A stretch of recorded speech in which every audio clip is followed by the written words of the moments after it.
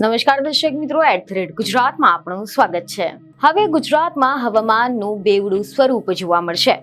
એક તરફ તો ગુજરાતમાં ઉનાળો જામી ચૂક્યો છે। રાજ્યના અનેક જિલ્લાઓમાં ગરમીનો પારો ઉપર જતો નોંધાઈ રહ્યો છે।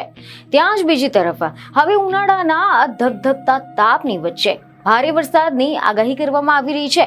જ્યાં સમાચાર એવા સામે આવ્યા છે કે રાજ્યના અનેક જિલ્લાઓમાં ભારે પવન અને ગાજવીજની સાથે વરસાદ પડશે તેવી આગાહી હવામાન નિષ્ણાત અંબાલાલ પટેલ દ્વારા વ્યક્ત કરવામાં આવી છે। તો ચાલો જાણીએ કે અંબાલાલ પટેલની આગાહીમાં ગુજરાત માટે કેવા પ્રકારની આગાહી કરવામાં આવી છે। તો અહેવાલ એવા મળી રહ્યા છે કે અંબાલાલ પટેલે ગુજરાત માટે આગાહી કરતા જણાવ્યું છે કે બંગાળના સાગરમાં સિઝનનું પ્રથમ સાયક્લોન હળવા પ્રકારનું બનવાનું છે અને અરબ સાગરના ભેજના કારણે 10મી એપ્રિલ સુધીમાં રાજ્યના વિવિધ ભાગોમાં હવામાનમાં પલટો આવશે। દક્ષિણ ગુજરાતના ભાગોમાં જેમ કે નવસારી અને સુરત તેમજ તેની આસપાસના ભાગોમાં હવામાનમાં પલટો જોવા મળશે।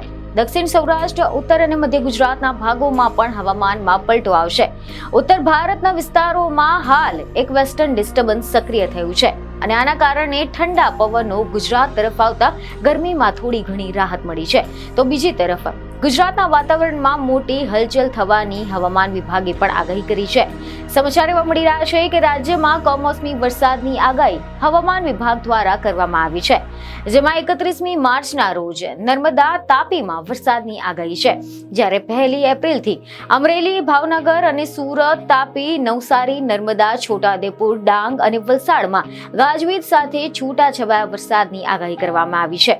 તો આ સિવાય 2 એપ્રિલે સાબરકાંઠા, અરવલ્લી, મહીસાગર, દાહોદ, ખેડા, પંચમહાલ, આણંદ, વડોદરા, બોટાદ, અમરેલી, ભાવનગર, ગીર સોમનાથ, છોટાઉદેપુર, ભરૂચ, નર્મદા, સુરત, તાપી, નવસારી, વલસાડ, દમણ અને દાદરાનગર હવેલીમાં ગાજવીજની સાથે છૂટાછવાયા વરસાદની આગાહી કરવામાં આવી છે। બીજને એક ખબર સાથે ફરી મળીશું। ધન્યવાદ।